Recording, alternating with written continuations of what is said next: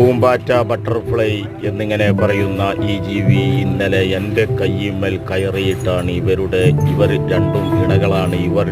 എൻ്റെ കയ്യിന്മേൽ കയറിയിട്ടാണ് ഇവരുടെ കാര്യം സാധിക്കുന്നത്. എന്താ ചെയ്യുക, എന്താ കഥ?